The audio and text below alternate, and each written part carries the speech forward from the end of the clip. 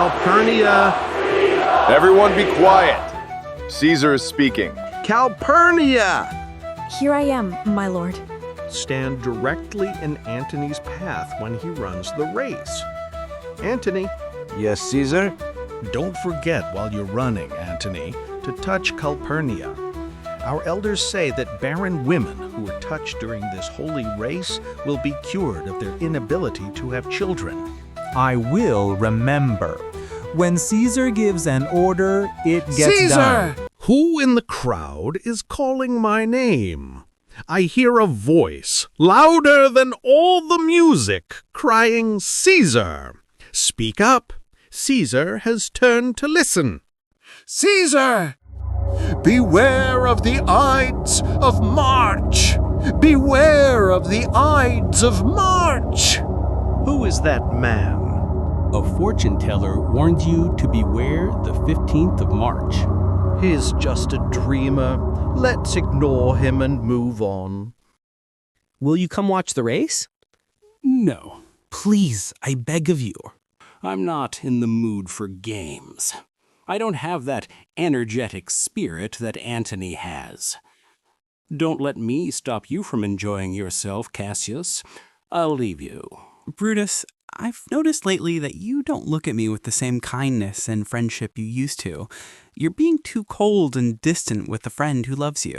Cassius, don't be mistaken. If I've been looking troubled, it's only because I'm worried about my own problems. I've been upset lately with conflicting feelings and thoughts that only concern myself. This might be affecting my behavior, but don't let my good friends be hurt by this.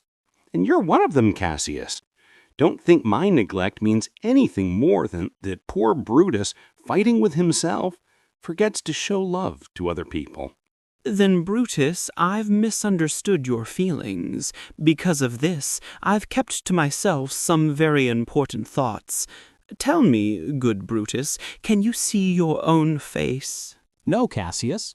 Eyes can't see themselves, only their reflection in other things. That's right.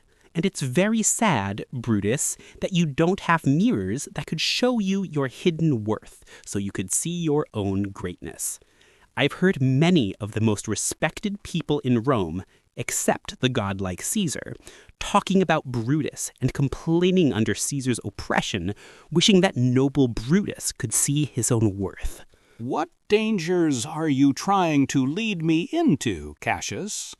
You are having me think there are qualities in me which I do not really possess. Therefore, good Brutus, be ready to listen. Since you know you can't see yourself except through reflection, I'll be your mirror and carefully show you parts of yourself that you don't know about yet. Don't be suspicious of me, gentle Brutus. If I were someone who made fun of people, or if I cheaply declared my friendship to every new person I met, if you know that I flatter men and embrace them warmly only to gossip about them later, or if you know that I boast about myself at parties to win over the mob, then consider me dangerous. What does this shouting mean? I'm afraid the people want to make Caesar their king. Are you afraid of that? Then I must think you wouldn't want that to happen. I wouldn't want it, Cassius, but I still love him. Why are you keeping me here so long? What do you want to tell me? If it's something for the good of everyone, put honor in one eye and death in the other, and I'll look at both without fear. I swear by the gods that I love the name of honor more than I fear death. I know you have that virtue, Brutus, just as well as I know your appearance. Well, honor is what my story is about. I can't tell what you and other men think of this life, but speaking for myself, I'd rather not exist than live in fear of someone who's just like me. I was born as free as Caesar, and so were you. We've both eaten as well as he has, and we can both endure winter's cold as well as he can. Once, on a raw and windy day, when the troubled Tiber River was raging against its banks, Caesar said to me, "Do you dare, Cassius, to leap with me into this angry flood and swim to that point over there?" As soon as he said it, fully dressed as I was, I jumped in and told him to follow me. And he did. The river roared, and we fought against it with strong arms, pushing the water aside and swimming against it with competitive hearts. But before we could reach the point we aimed for, Caesar cried out, "Help me, Cassius, or I'll drown!" Just like Aeneas, our great ancestor, carried old Achilles on his shoulder from the burning Troy, I carried the tired Caesar from the waves of the Tiber. And now this man has become a god, while Cassius is a miserable creature who must bow down if Caesar carelessly nods at him. He had a fever when he was in Spain, and when the fit came over him, I watched how he shook. It's true, this god shook. His cowardly lips lost their color, and that same eye that awes the world lost its brightness. I heard him groan. Yes, and that tongue of his that commands Romans to listen to him and write down his speeches in their books, cried out, "Give me something to drink, Titinius," like a sick girl. My God, it amazes me that a man with such a weak constitution should get such a head start on the rest of the world and win all the prizes allowed. Another shout. I believe these cheers are for some new honors being given to Caesar. Why, man, he stands over the narrow world like a giant statue, and we small men walk under his huge legs and peek around looking for dishonorable graves for ourselves. Men sometimes control their own destinies. The fault, dear Brutus, isn't in our stars, but in ourselves, that we accept being inferior. Brutus and Caesar. What should be special about that name, Caesar? Why should that name sound more important than yours? Write them together. Your name is just as good. Say them aloud. It sounds just as good in the mouth. Lay them. It's just as heavy. Use them in magic spells. Brutus will call up a spirit just as quickly as Caesar. Now, in the name of all the gods, what does our Caesar eat that has made him grow so great? This age should be ashamed. Rome, you've lost your breed of noble men. When has there ever been an age since the great flood that was famous for only one man? When could people say, until now, when talking about Rome, that its wide walls contained just one man? Now it really is Rome, and Romely enough when there's only one man in it. Oh, you and I have heard our father say, there was once a Brutus who would have allowed the devil himself to rule in Rome as easily as he would a king.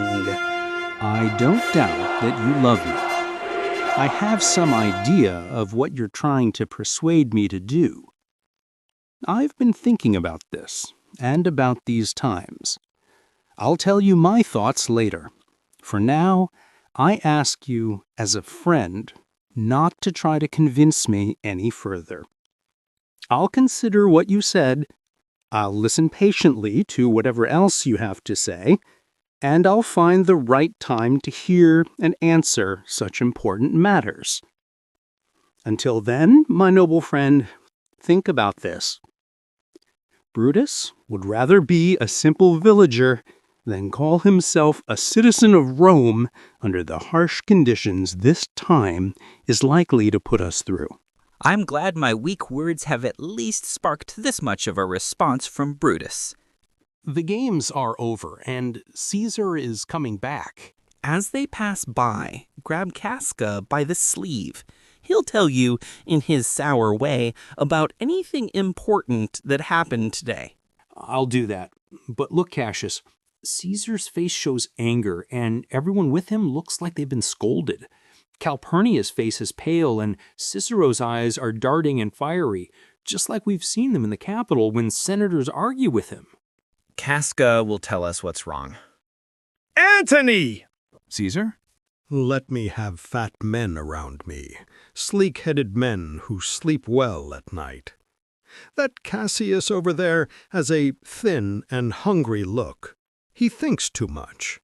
Such men are dangerous. Don't fear him, Caesar. He's not dangerous. He's a noble Roman with a good character. I wish he were fatter, but I don't fear him. However, if I were capable of fear, I don't know anyone I'd avoid sooner than that thin Cassius. He reads a lot. He's a great observer who sees right through people's actions. He doesn't love plays like you do, Antony. He doesn't listen to music.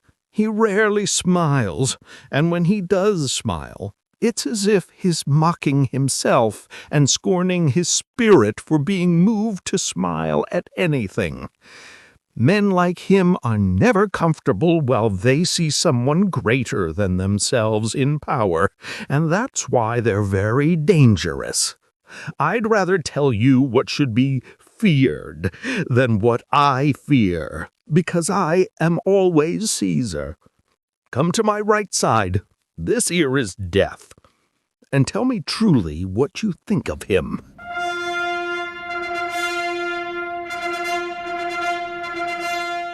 You pulled me by the sleeves. Do you want to speak with me? Yes, Casca. Tell us what happened today that made Caesar look so sad. Why? Weren't you there with him? If I had been there, I wouldn't need to ask you what happened. Well, a crown was offered to him, and when it was offered, he pushed it away with the back of his hand, like this, and then the people started shouting. What was the second shouting for? It was also for that. They shouted 3 times. What was the last cry for? It was also for that. Was the crown offered to him 3 times? Yes, by God, it was, and he pushed it away 3 times, each time more gently than the last, and every time he pushed it away, the crowd shouted. Who offered him the crown? It was Mark Antony. Tell us how it happened, gentle Casca. I might as well be hanged as try to describe it. It was just foolishness.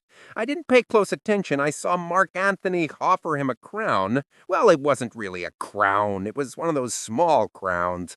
And as I told you, he pushed it away once. But despite that, I think he really wanted it. Then Antony offered it to him again, and he pushed it away again. But I think he was very reluctant to take his hands off it.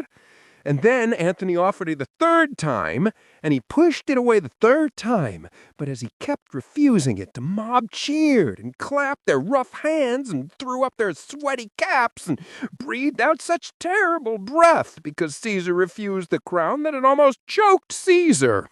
He fainted and fell down, and I didn't dare laugh for fear of opening my mouth and breathing in the bad air. Wait, please, did Caesar faint? He fell down in the marketplace and foamed at the mouth and couldn't speak. That sounds right. He has epilepsy. No, Caesar doesn't have it, but you, I, and honest Casca, we have the falling sickness because we are in the habit of falling and cringing. I don't know what you mean by that, but I'm sure Caesar fell down. If the common people hadn't clapped and hissed at him, depending on whether he pleased or displeased them, just like they do to actors in the theater, then I'm lying. What did he say when he recovered? Well, before he fell down, when he realized the common crowd was happy, refused the crown, he opened his coat and offered him his throat to cut. If I had been a working man, if I wouldn't have taken him up on his offer, I'd have deserved to go to hell with the other scoundrels. And then he fell. When it came to himself again, he said that if he had done or said anything wrong, he wanted them to think it was because of his illness. 3 or 4 women where I stood cried, "Oh, poor man," and forgave him with all their hearts. But you shouldn't pay attention to them. If Caesar had killed their mothers, they would have done the same thing. And after that, he left looking sad? Yes. Did Cicero say anything? Yes, but in Greek. What did he say? If I told you that, I'd never look you in the face again. But those who understood him smiled at each other and shook their heads. As for me, it was all Greek to me. I could tell you more news, too. Morellus and Flavius have been silenced for pulling decorations off Caesar's statues. Farewell. There was more foolishness, but I can't remember it. Will you have dinner with me tonight, Casca? No, I'm already promised to someone else. Will you dine with me tomorrow? Yes, if I'm alive, and you still want me, and your dinner is worth eating. Good. I'll expect you. Yes, you can expect me. Till then, goodbye to both of you. What a blunt fellow he's become. He was quick-witted when he was in school. He still is when it comes to carrying out any bold or noble task. Despite this act of being dull, his rudeness makes us appreciate his intelligence even more, and it makes people ready to listen to what he has to say. That's right. I'll leave you now. Tomorrow, if you'd like to speak with me, I'll come to your house. Or if you prefer, come to my house and I'll wait for you. I'll do that. Until then, think about what's best for Rome. Well, Brutus, you are noble, but I can see that your honorable nature can be shaped away from its natural tendency. Therefore, it's important that noble minds stay with people like themselves. Because who is so strong that they can't be influenced? Caesar bears me ill will, but he loves Brutus. If I were Brutus and he were Cassius, he wouldn't be able to influence me. Tonight, I'll throw letters through his windows in different handwritings, as if they came from several citizens, all praising the great reputation that Rome has of his name. In these letters, I'll indirectly criticize Caesar's ambition. And after this, let Caesar make himself secure, because we'll shake him up or we'll endure worse times.